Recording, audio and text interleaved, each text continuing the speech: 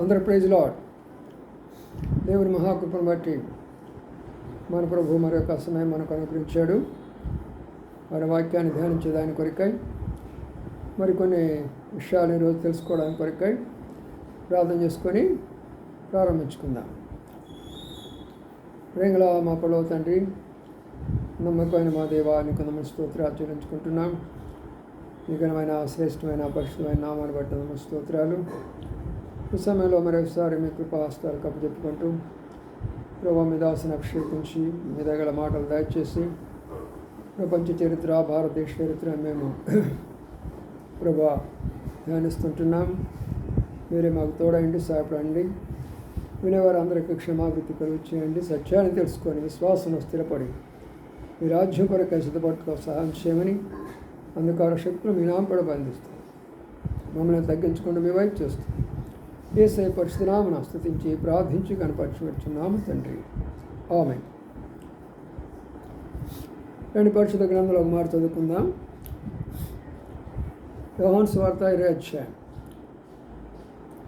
తర్వాత తోమాను చూసి 27వ వచనం. యోహాను సువార్త 20వ అధ్యాయం 27. John gospel chapter 20 and verse 27. తర్వాత తోమాను చూసి, నీ వ్రేలు ఇటు చాచి నా చేతులు చూడుము, నీ చేయి చాచి నా ప్రక్కలో ఉంచి విశ్వాసి కాక విశ్వాసమైనమన్ను.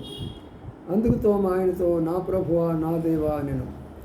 యేసు, నీవు నన్ను చూసి నమ్మితివి, చూడక నమ్మిన వారు ధన్యులని అతనితో చెప్పాను. చాలు, చదవడం దగ్గర భాగాన్ని ప్రభాష్వాంచి దీవించునుగాక.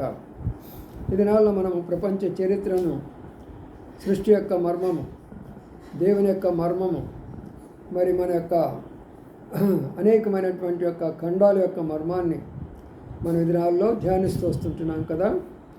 అయితే ఈ దినము మరి ఒక ప్రత్యేకమైన అంశాన్ని గురించి మనం ధ్యానించబోతున్నాం.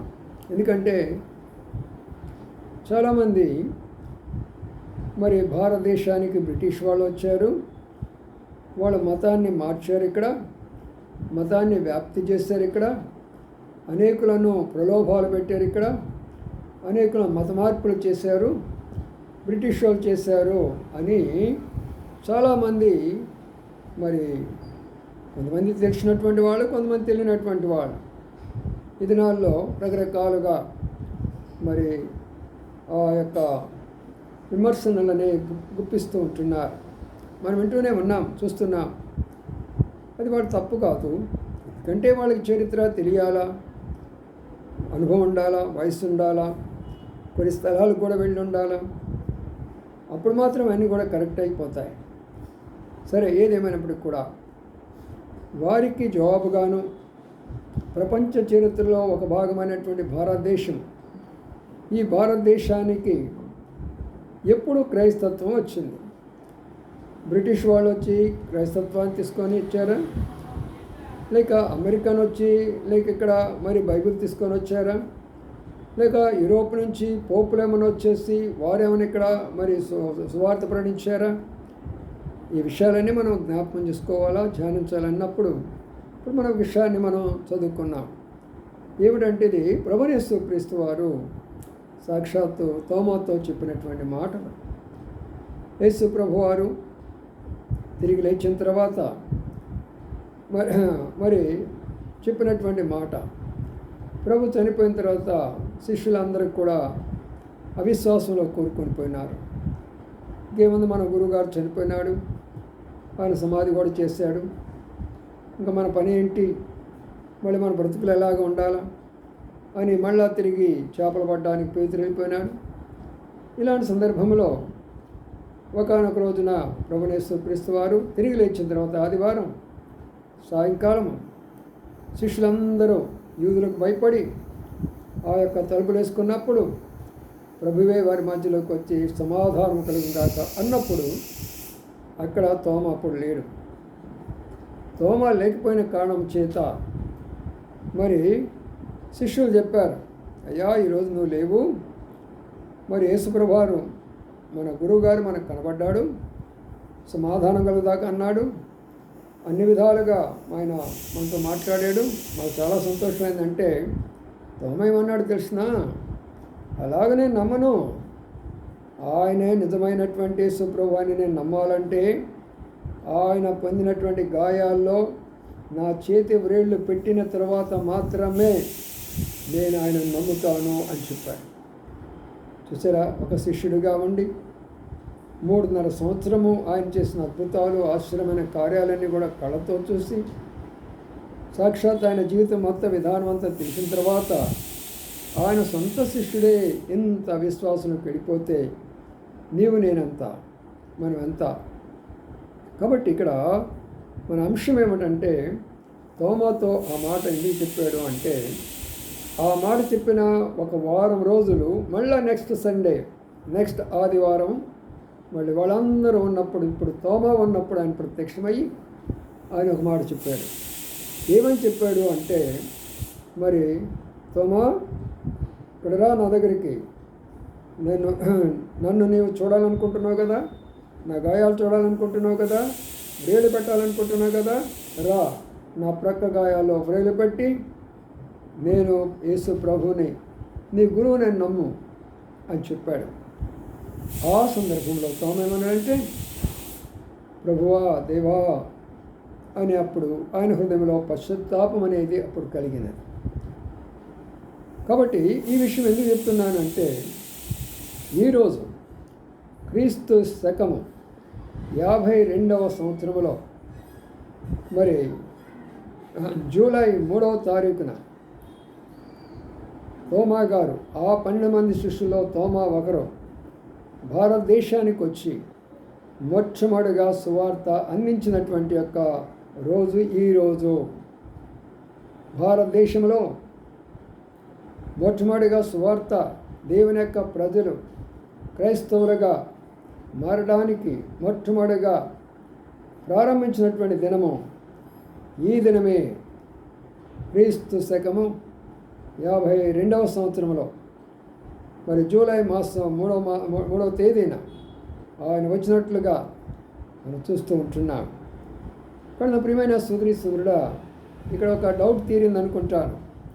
బ్రిటిష్ వాళ్ళకి కాదు, బ్రిటిష్ వాళ్ళకి ముందే ఈ యొక్క 12 మంది శిష్యుల్లో మరి అపనమ్మకస్తులైనటువంటి, అవిశ్వాస అయినటువంటి, మరి అనుమానము మరి అలాంటి కలిగినటువంటి యొక్క వ్యక్తి తోమా భారతదేశం రావడానికి ఎంత ఆశ్చర్యకరమైన విషయం. సరే, అంతవరకు ఒక విషయం. రెండో విషయం చెప్తున్నాను. ఆయన భారతదేశంలో మలబార్ ప్రాంతము, ఆ యొక్క కేరళ ప్రాంతము, ఆ తర్వాత తమిళనాడు ప్రాంతము, ఇటు ప్రాంతాల్లో ఆయన ప్రారంభంలో ఆయన సేవా పరిచయం జరిగినటువంటి దినాలు. ఆయన ఒకానొక రోజున అక్కడ నది ఒకటి ఉన్నప్పుడు ఉదయకాలంలో నది దగ్గరికి వెళ్ళాడు, స్నానం చేయడం కొరకై ఆయన అక్కడికి వెళ్ళాడు తోమా గారు. వెళ్ళినప్పుడు అక్కడ మంచి పూజారులు, బ్రాహ్మిన్స్ ఉన్నారు అక్కడ. ఆ దినాల్లో ఈ యొక్క సౌత్ ఇండియా బ్రాహ్మిన్స్ అందరినీ కూడా శైవ బ్రాహ్మిన్స్ అంటారు. నార్త్ ఇండియాలో ఉన్న బ్రాహ్మిన్స్ని వైష్ణవ బ్రాహ్మిన్స్ అంటారు. కాబట్టి అప్పట్లో వీళ్ళు ఇలాగా ఉన్నారన్నమాట. వీళ్ళు ఆ దినాల్లో శివుని యొక్క గుడులు కట్టేవారు. రకరకాలైనటువంటి గుడులు కట్టి వాటికి అనేకమైనటువంటి విగ్రహాలు తయారు చేయించి ప్రజల చేత అనేక రకాలైనటువంటి పూజలు చేస్తూ ఆ విధానంలో ఆ ప్రాంతమంతా కూడా ఫేమస్ అయిపోయినారు ఆ గురువులందరూ కూడా. ఈ నేపథ్యంలో థామస్ గారు అక్కడికి వెళ్ళి వాళ్ళందరూ కూడా స్నానం చేస్తూ ఉంటున్నప్పుడు ఈయన ఒడ్డు మీదే ఉండి ఒక మాట అన్నాడు. అయ్యలారా, మీరందరూ చాలా ఉన్నతమైన వారిగా కనబడుతున్నారు, గురువులుగా కనబడుతున్నారు. మీరు ఇంత ఉదయకాలమే ఈ యొక్క నదిలో స్నానం చేయడానికి కారణం ఏంటి అని అడిగాడు. ఇప్పుడు వాళ్ళు చెప్పిన మాట ఏంటంటే, మేము ఈ లోకంలో ఉన్నప్పుడు అనేకమైనటువంటి పొరపాటులు, దోషాలు, తప్పిదాలు, పాపాలు అంటుకొని ఉంటున్నాయి మాకు. వీటన్నిటి మేము శుభ్రపరచుకోవాలి, శుద్ధి చేసుకోవాలి, పరిశుద్ధపరచుకోవాలి. వీటన్నిటి నుండి మాకు విముక్తి కలగాలి. అందుకనే మేము ఈ యొక్క నదులలో, ఈ యొక్క జలములలో మేము స్నానం చేసినప్పుడు మేము శుద్ధులైపోతాము. అది మా విశ్వాసము, అది మా దేవుడు మాకు నేర్పించాడు, అది మా గ్రంథాలు మాకు బోధించినవి అని చెప్పేసి తోమా గారికి ఏం చెప్పారంటే ఆయనకి విషయం చెప్పారు. అప్పుడు తోమా గారు ఏమన్నారంటే, సరే మంచిది, అలాగనే కానివ్వండి, మీరు స్నానం చేయండి, ఏమైనా చేయండి, కానీ ఒక మాట నేను చెప్తున్నాను, అది చేయండి అని అన్నారు. ఏమన్నానంటే, మీరు ఆ నదిలో ఉన్నటువంటి నీళ్లు ఒక దోసిన నీళ్లు తీసుకోనండి. దోసిన నీళ్లు తీసుకొని మంత్రాలు, శ్లోకాలు మీరేం చెప్తారో అవి చెప్పి ఒక్కసారి అలాగా పైకి విసిరేసేయండి. అప్పుడు అక్కడ నీళ్లు నిలబడిపోవాలా, ఇక్కడ కుంట లాంటిది ఏర్పడిపోవాలా, అక్కడ పల్లము, ఒక పల్లము లాంటి కుంట ఏర్పడాలా, అక్కడ నీళ్లు నిలబడిపోవాలా. అప్పుడు నేను కూడా మీరు నమ్మిన దేవుడిని నమ్ముతాను, మీరు చెప్పినటువంటి ప్రతిదీ కూడా నేను ఫాలో అవుతాను అని చెప్పాడు. వారు ఏమన్నారు తెలిసిన, సరే అలాగే అని చెప్పేసి వారు మంత్రాలు చదువుతూ, శ్లోకాలు చెప్తూ, దేవుని యొక్క పేరుతో నీళ్లు తీసుకుంటున్నారు, పైకేస్తున్నారు, నీళ్లు తీసుకుంటున్నారు, పైకేస్తున్నారు. ఆ నీళ్లు కింద పడిపోతూనే ఉన్నాయి, ఆ నీళ్లు కింద పడిపోతూనే ఉన్నాయి. ఇలాగ ఎన్నోసార్లు జరిగింది. ఇక వాళ్ళ వల్ల కాలేదు.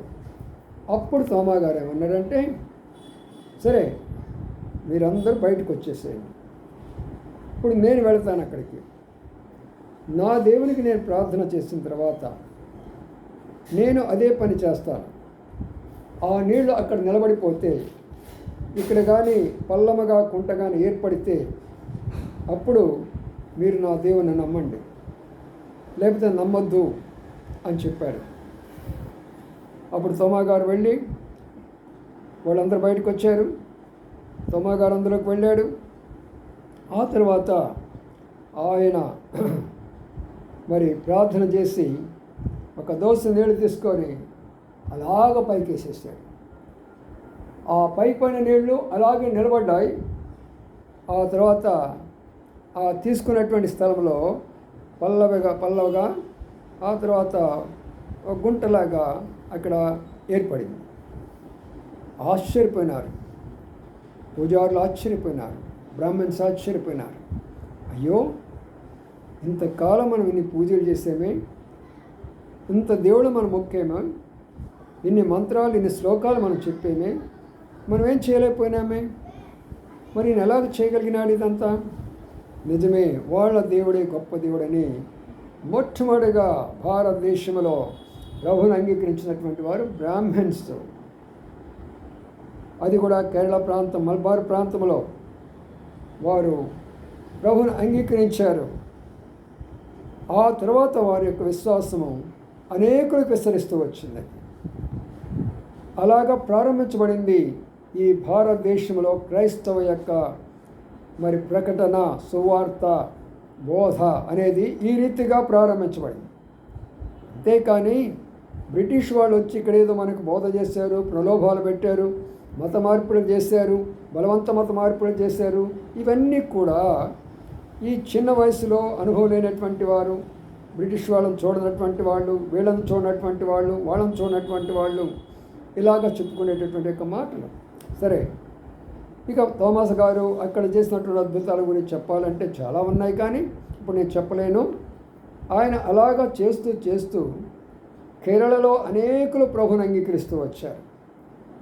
ఆ చుట్టుపక్కల మలబార్ ప్రాంతంలో అనేకులు ప్రభువుని అంగీకరిస్తూ వచ్చారు. అది విస్తరిస్తూ విస్తరిస్తూ తమిళనాడుకి వచ్చేసారు.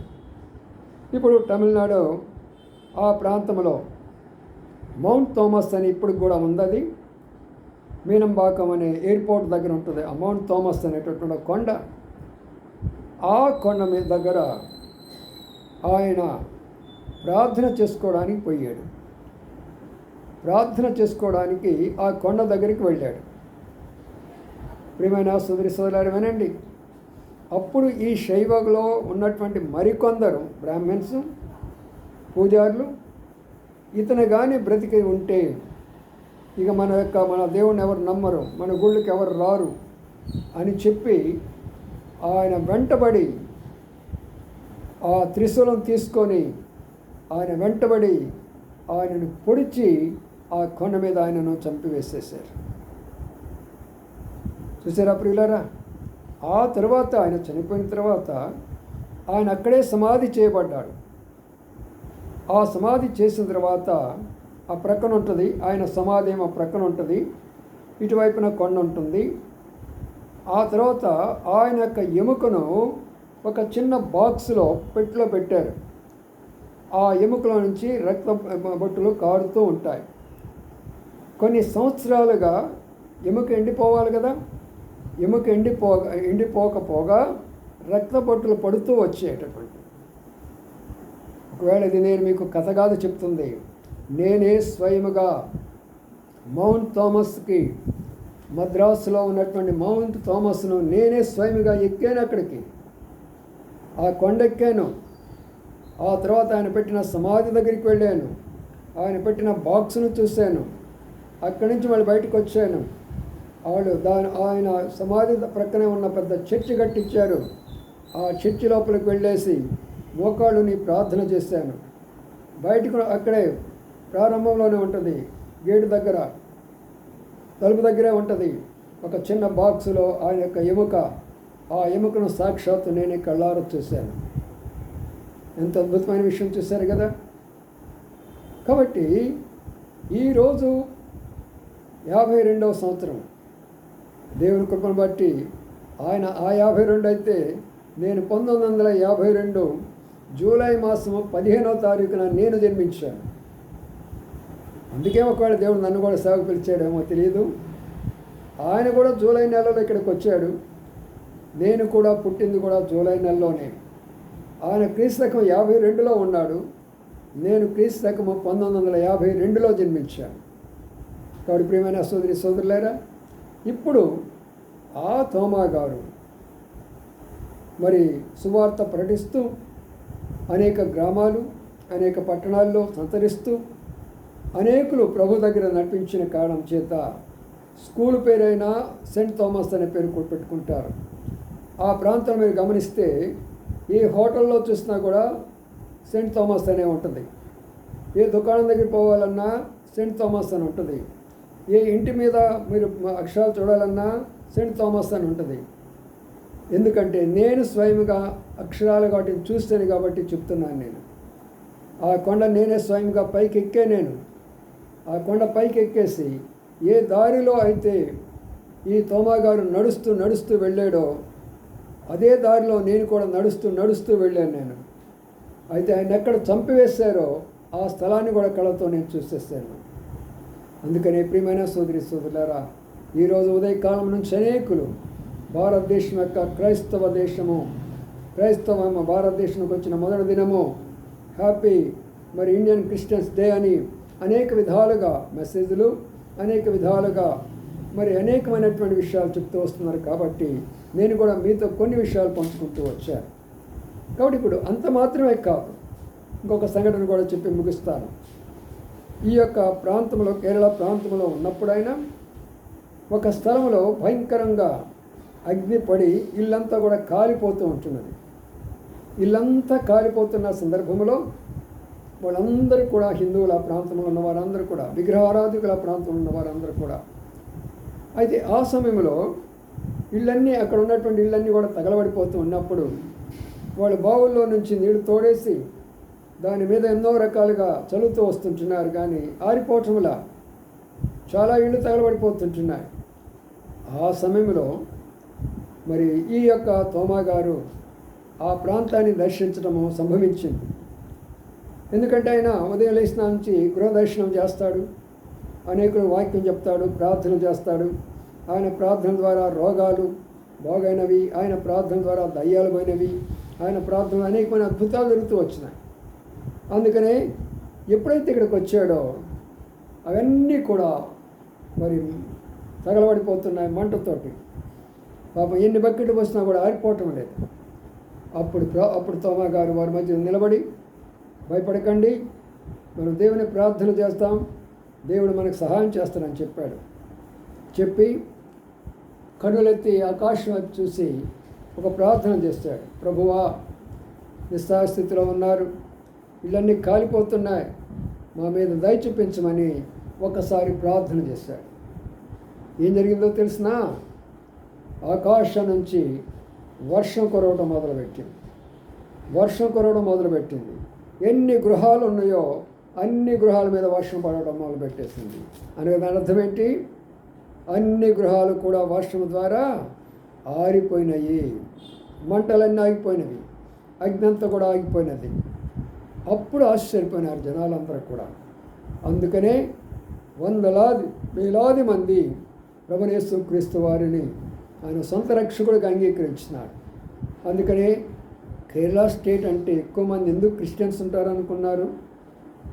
కేరళలో ఎందుకు ఎక్కువ మంది తెలివిగల వాళ్ళు ఉన్నారనుకున్నారు? దైవ జ్ఞానం పొందినటువంటి వాళ్ళు. కేరళలో ఎక్కువ చర్చిలు కూడా ఎక్కువే. తోమా చర్చ్ అని ఒకటి ఉంటుంది అక్కడ.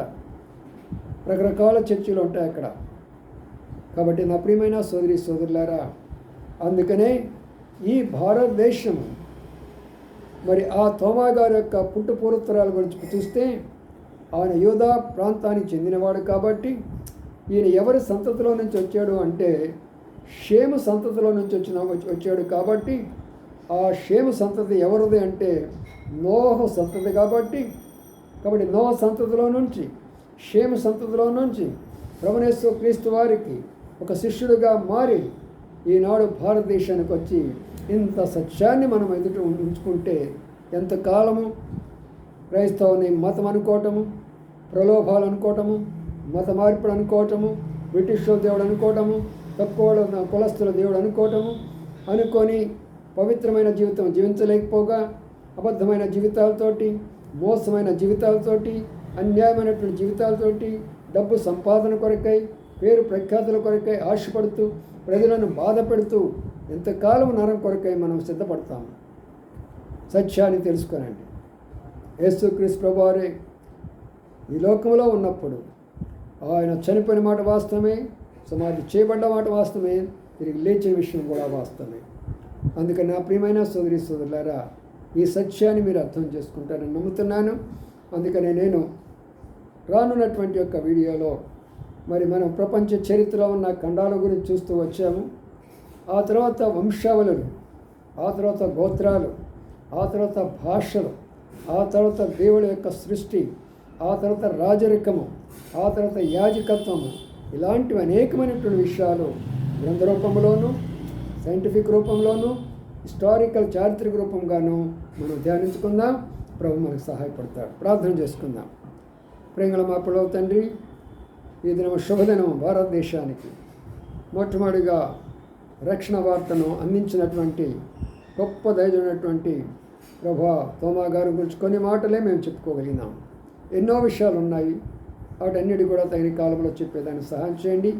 విన్నవారిలో సత్యాన్ని తెలుసుకొని ఆనాడు కేరళ, మల్బారు, మరి మా తండ్రి తమిళనాడు, మా ప్రభా మేనంబాకము, ఆ ప్రాంతాలు ఎలాగైతే ప్రజలు అద్భుతాలు చూసి రక్షించబడ్డారో అలాగే మాటలు విన్న వారిలో మీ కార్యం బలంగా జరిగించి యేసుక్రీస్తు ప్రభు నిజమైన దేవుడని తెలుసుకోవడానికి వారి హృదయాలను, జీవితాలు మార్చుకొని పరిశుద్ధంగా జీవించి పరలోక రాజ్యం వెళ్ళేదాని కొరకు సిద్ధపరచమని యేసయ్య పరిశుద్ధ నామమున స్తుతించి ప్రార్థించి గణపరిచి వేడుకొంచున్నాము తండ్రి. ఆమేన్. అందరికి ప్రైజ్ లార్డ్.